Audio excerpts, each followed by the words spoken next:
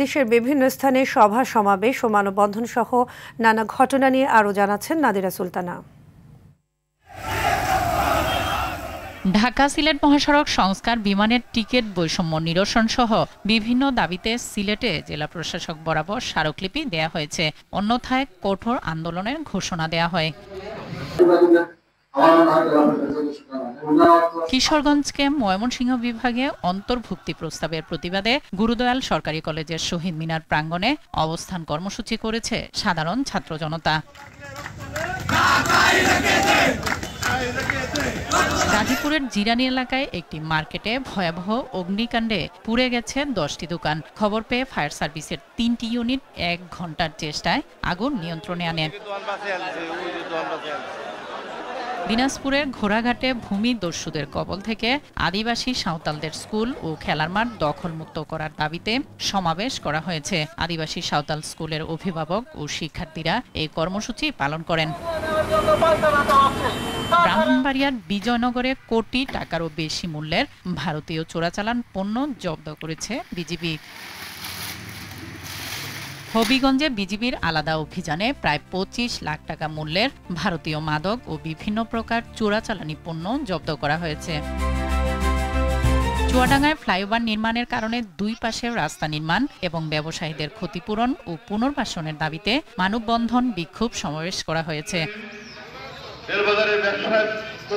নানা আয়োজনে পালিত হল রংপুর বেগম রোকেয়া বিশ্ববিদ্যালয়ের প্রতিষ্ঠাবার্ষিকী। তত্ত্বাবধায়ক সরকারের সাবেক উপদেষ্টা ও অর্থনীতিবিদ ডক্টর হুসেন জিল্লুর রহমান, বিশ্ববিদ্যালয়ের প্রতিষ্ঠাকালীন উপাচার্য ডক্টর এম লুৎফুর রহমান সহ শিক্ষক, শিক্ষার্থী ও কর্মকর্তারা এ সময় উপস্থিত ছিলেন। এর আগে কিন্তু এই অঞ্চলের একটা দেশের মধ্যে একটা পরিচিত ছিল, এটা মঙ্গার অঞ্চল।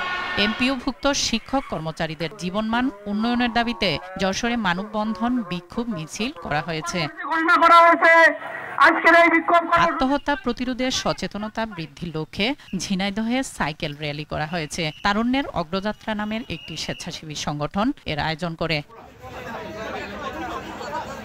নরসিংদীতে তারেক রহমান ঘোষিত রাষ্ট্র কাঠামো মেরামতে 31 দফা বাস্তবায়নে রায়পুরা উপজেলায় বিএনপি মতবিনিময় সভা করেছে। আগামী জাতীয় সংসদ নির্বাচনে দলীয় প্রার্থীকে বিজয়ী করতে নোয়াখালীর একলাশপুরে ইউনিয়ন স্বেচ্ছাসেবক দলের কর্মী সভা অনুষ্ঠিত হয়েছে। পবিত্র কোরআন অবমাননার প্রতিবাদে নোয়াখালীর সেনবাগে বিক্ষোভ মিছিল ও প্রতিবাদ সমাবেশ করেছে জাতীয় ওলামা মাশায়েখ আইম্মা পরিষদ।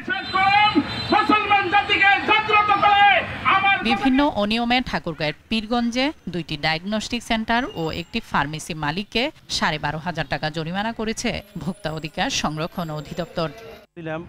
আসলে সচেতনতার কোনো বিকল্প নাই। আর ওভারনাইট যে একটা 7 দফা দাবিতে জাতীয় গণতান্ত্রিক পার্টি যশোর জেলা প্রশাসকের মাধ্যমে প্রধান উপদেষ্টা বরাবর স্মারকলিপি দিয়েছে। ঢাকার আশুলিয়ায় ক্যারিয়ার বিষয়ক কর্মশালার আয়োজন করেছে সিটি ইউনিভার্সিটি। ইউনিভার্সিটির প্রো ভাইস চ্যান্সেলর প্রফেসর শাহাদাত কবির সহ অন্য শিক্ষক, শিক্ষার্থীরা এ সময় উপস্থিত ছিলেন। নাদিরা সুলতানা, RTV।